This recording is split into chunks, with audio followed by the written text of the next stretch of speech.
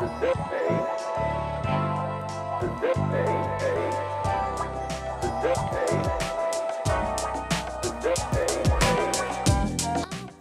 he joins me now. He is an Emmy award-winning writer. He's the host of his own podcast and, of course, an accomplished producer in his own right. We're excited to talk to him again. We're talking about Reasonable Doubt, which is on Hulu right now, a really fun series. Larry Wilmore joins us. Larry, how's everything been?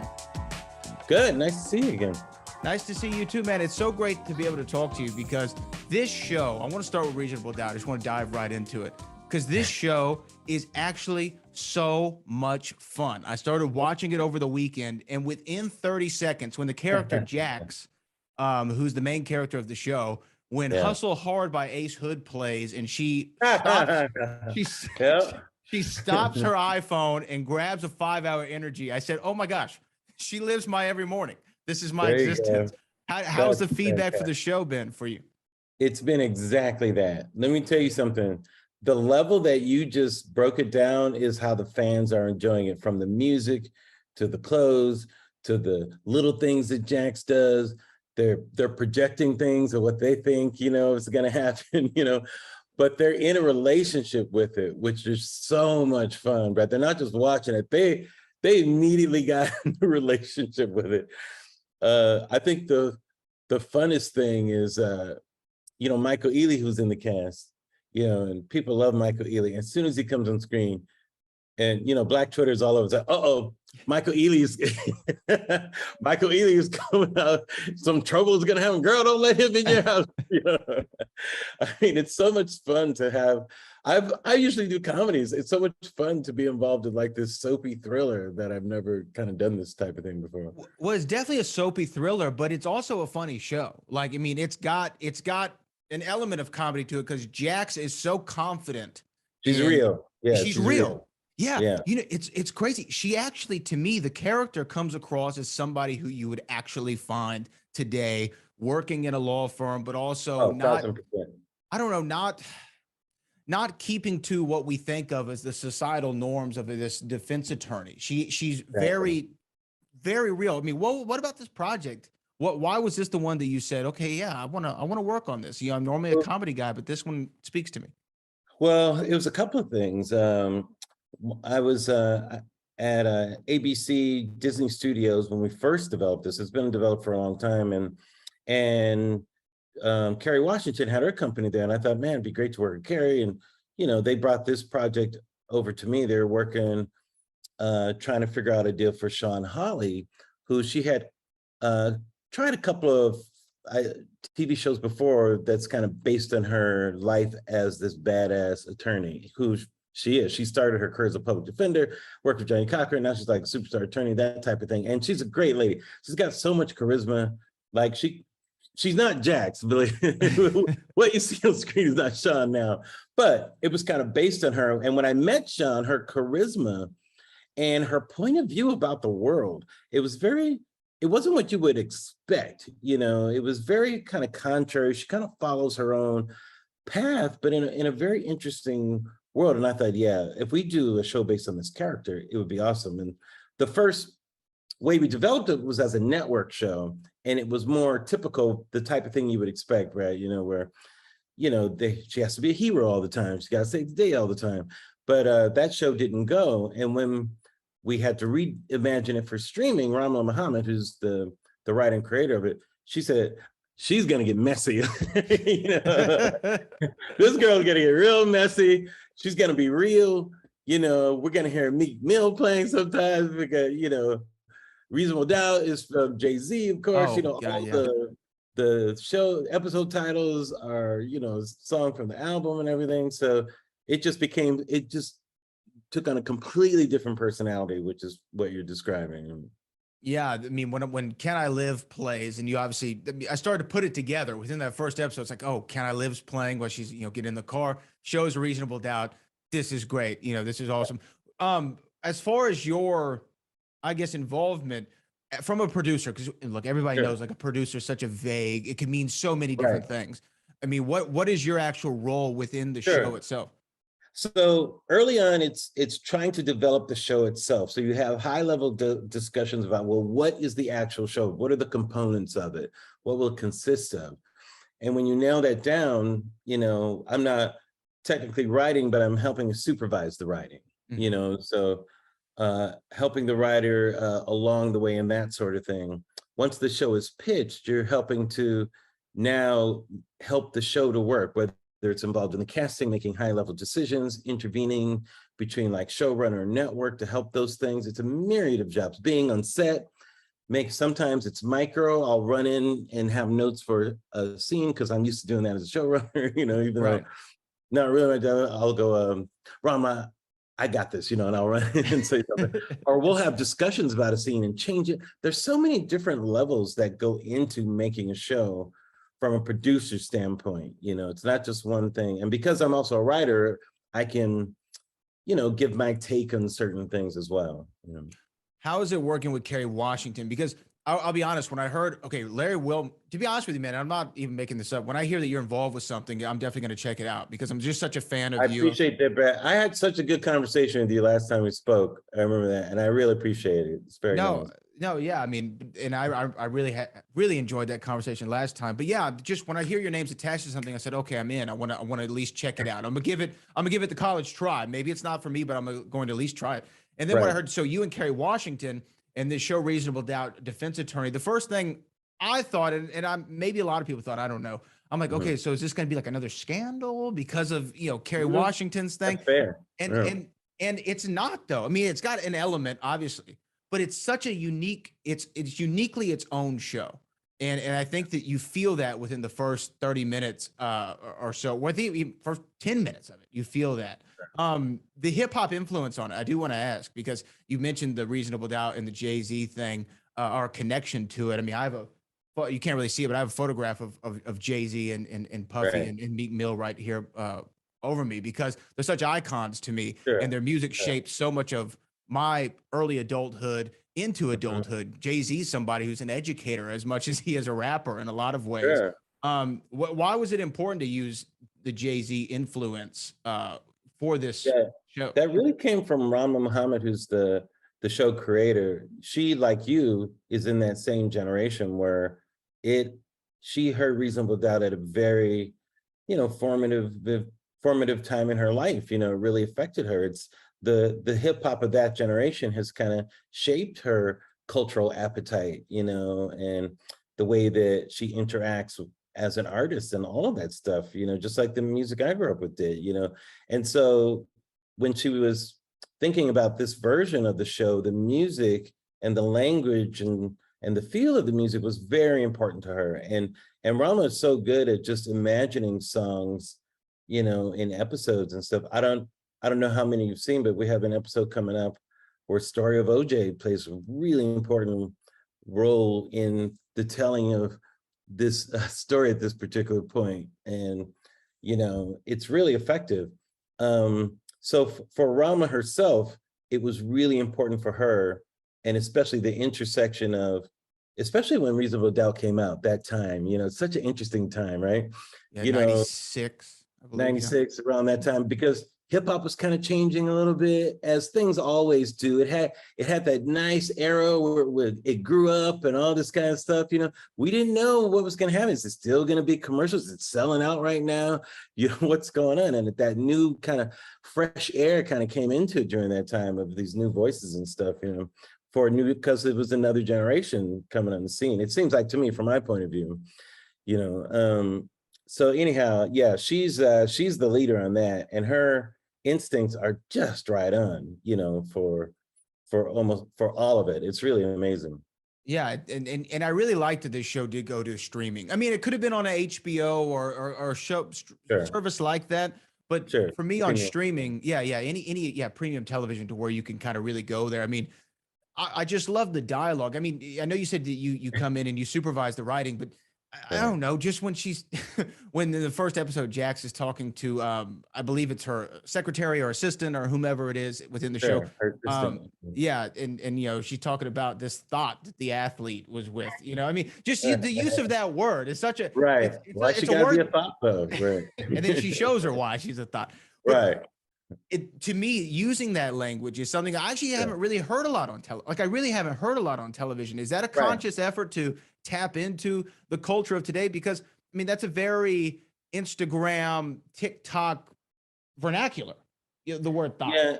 And it's not just the language, it's the fact that she's a professional and we're not sacrificing anything about her professionalism by having that, because many people who are in Jackson's position, even me, even Rama, you're used to code switching, Mhm. and there's a certain language that, like, she's not going to say thought in the conference room, but she's going to say it in her office, with her assistant, and that type of thing. So code switching is a major part of the show too, the language that you might use amongst friends, the language that you might use in the office, the language you might use in intimate situation.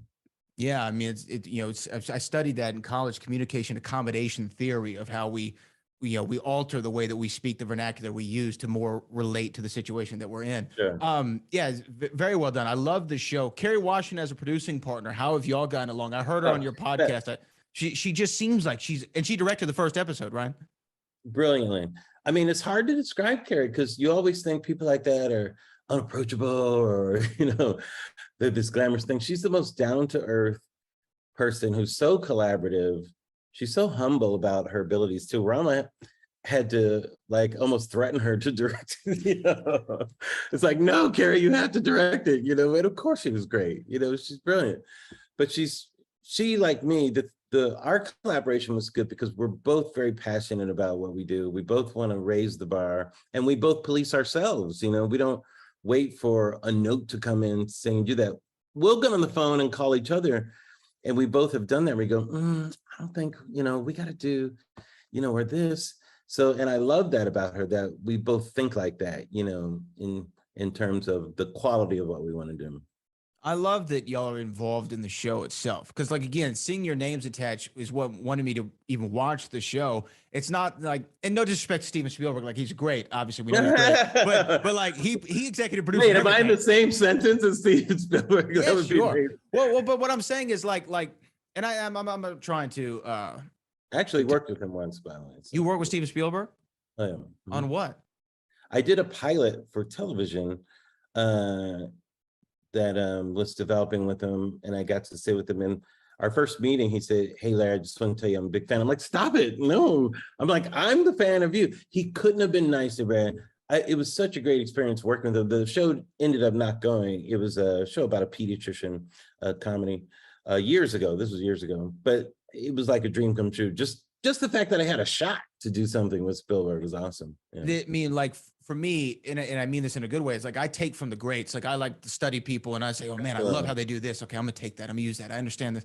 Did you take anything from borrow from the good, steal from the greats? I'm gonna use that forever now. Borrow from the good, steal from the greats. Did you get any? Did you pick up on anything with the time that you worked with him? Was there a way that he? Sure. I mean, I got it before I worked with him, of course, because I've always been a big Spielberg fan. But yes, I mean, just in that short amount of time, he really does count on people. He certainly has a vision for things, but he really does listen, and he does homework.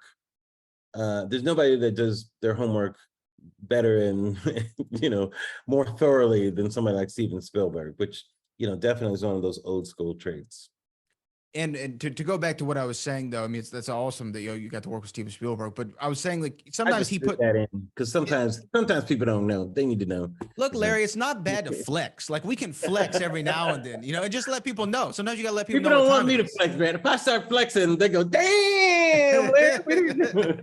Look, guys, go look up Larry Wilmore on IMDb, and you go down the list, and you're like, wow, these are some crazy credits. You know what I mean? I'm telling you things that aren't even on there, so that's what I'm saying. In Living Color that's a crazy credit to have. Bernie Mac show, that's a crazy credit to have. Bernie Mac, tell me what when we look back, I mean, his untimely death, of course, but Bernie, Mr. 3000 was on, because I'm in baseball mode. I'm in Houston. The Astros are doing well. I know. I don't know how you feel about the Astros personally, but I think So I just assume I know what everybody thinks, but I try to look for the best in everybody. But I would watch Mr. 3000, and which is a serviceable film. It's a fine movie, but he elevated that movie way off of the page. It's so much more watchable because of Bernie Mac and his charisma. What can you just tell me a little insight about what it was like working with Bernie? Yeah, Bernie elevated everything he was in. He was a underrated actor. He always brought a lot of humanity to what he did. Bernie was just funny. He commanded every room he was in. He was that type of person. He had such a presence. He was kind of a big guy anyway, but his aura just really commanded a room. It's incredible. But I was watching that. We are in postseason mode. I didn't get to talk to you about sports the last time that we spoke, and I know that you're a sports guy. I know you don't like the Astros. It's okay. You have to at least admit we're a pretty good team.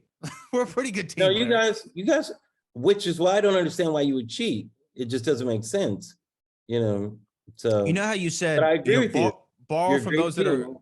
borrow from those that are good, steal from those that are great. Well, there's In also art, the other one. not in sports. There's also the other one. If you ain't cheating, you ain't trying. Is one that I remember at one point. Wow. I don't know if you've ever heard that one. No, I've had to learn to defend these guys for the last 6 years. They are a phenomenal baseball team. Do you see them going all the way to the series? Are we going to do it this year? What do you think? The Dodgers are out. Yankees may be pulling it off. I'm not sure. I don't know. The Guardians are surprising, right? They may beat those Yankees. But people will know by the time they hear this. Phillies look good, but Padres, man, they're loaded. The Padres are loaded. Padres Don't are sleep great. on the Padres. They're loaded. Padres are great. I wanted to ask you though, really. I don't trust your hitting. But anyway, get back to reasonable doubt. I trust my hitting a little bit. Let me ask you one more thing. Let me ask you one more thing on sports. Because I think it's an important moment is when the pandemic hit and we saw the Michael Jordan documentary that everybody loved, The Last Dance. And it really glorified Michael Jordan even more so. It put him into a superhero category. And one of the things that we always talked about in the sports world is, man, you remember when Jordan punched Kerr? Like, man, he was, it almost made him, I don't know, just this other level of excellence, even for hitting his teammate. I don't know why, but it just put him in a different level. With the whole situation with Draymond and Jordan Poole, I mean, what's your read on that? Because hearing it was one thing, seeing that video was another. What is your read on the situation and how it's been handled? I didn't think it was good. I think it's toxic. Yeah. I don't know. I don't know if they survived that, because it's one thing to shove a room, a teammates always getting scuffles and that, but you don't sucker punch a teammate with that kind of force. I mean, he could have hit his head in the wrong way. That's your teammate. I could see you hitting a player from another team like that, but not your teammate. And it's in practice.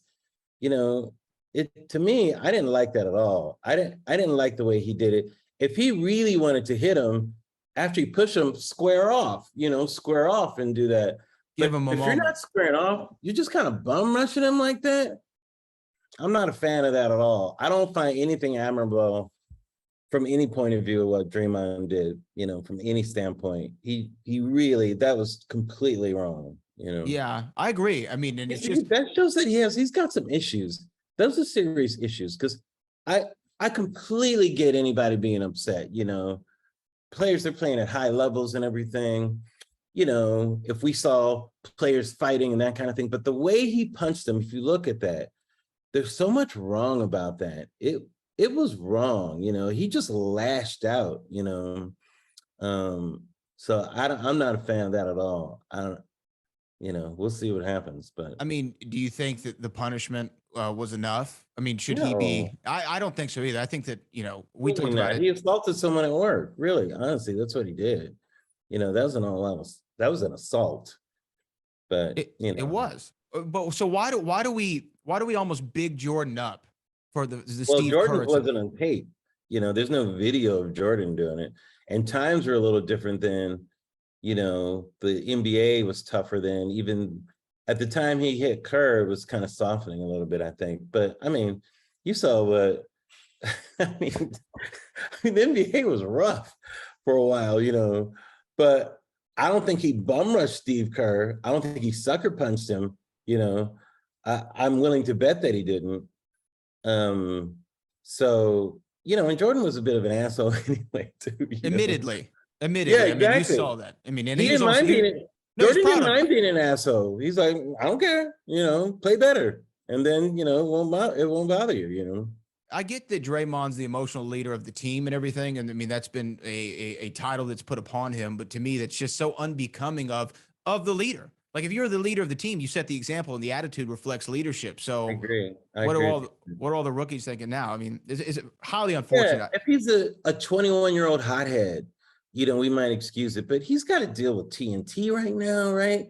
He should be an elder spokesman for the league right now. He should be leading by example. We don't mind him getting hot-headed and that kind of stuff. Like I said, if he did it to a player on another team, I wouldn't like it, but I get it, Sure.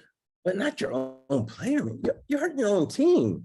You're doing more than punching another player. You're disrupting the entire team. I find it to be a selfish move, So what if you're angry? Get over yourself. What are you, a baby? You can't control yourself? Nobody cares if you're angry. Then go to therapy or something. But you are just destroying your whole team with that, because that kind of behavior to me is toxic. That's why Kevin Durant left, I think. Oh yeah, I mean, I think that's 100% accurate. And to me, also, Draymond winning 4 championships should know what it takes for a team to make it all the way from one end to the other. And you have to have you have to be able to think singularly, but act collectively as a unit. And to me, to do that, like you're right, it causes so much toxicness. That's not what a flex is. That's not a flex. That's not asserting something. That's being out of control and having some real anger issues, which he needs to address. That's what I think. And I don't, this would be going down a whole different rabbit hole, but I just want to say, like, he's also old enough to know when to set the example. You're right. He's not the hothead at 21 years old. It's similar to, what's going on with Kanye West. Is he's old enough to know he shouldn't be doing the things that he's doing. It's dangerous. It's one thing if you're younger and maybe not as well informed about some of the decisions that you're making, but neither here nor there. Reasonable doubt. That's a whole nother issue. Reasonable doubt. We don't have enough time for that last one. We don't. Reasonable doubt. Let's get back to reasonable doubt that aren't crazy. Yeah. Yes. Well, the show is a little crazy. Like it's got crazy in it. It's messy. Messy. So why do you describe it as a soap opera? You said it has like a soap opera vibe. I said soapy thriller. Soapy thriller. Yeah, and not really a soap opera, but soapy thriller, as opposed to just a straight ahead thriller. It's because there's relationships in it, the types of relationships that are in those types of shows, but it's also a legal drama, and a thriller and that kind of stuff. So it's got different elements in it.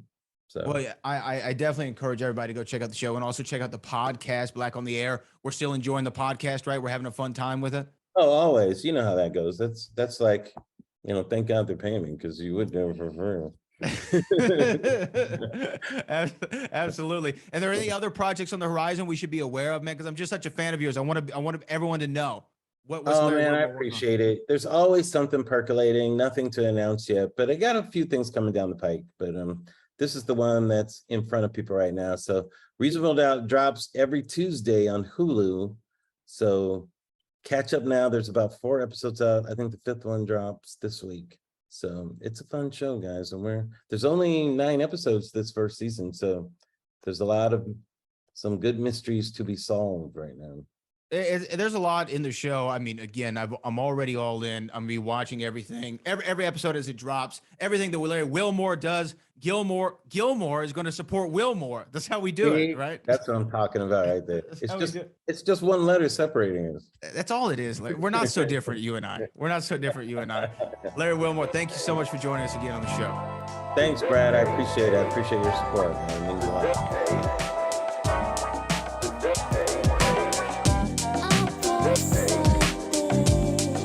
Hey.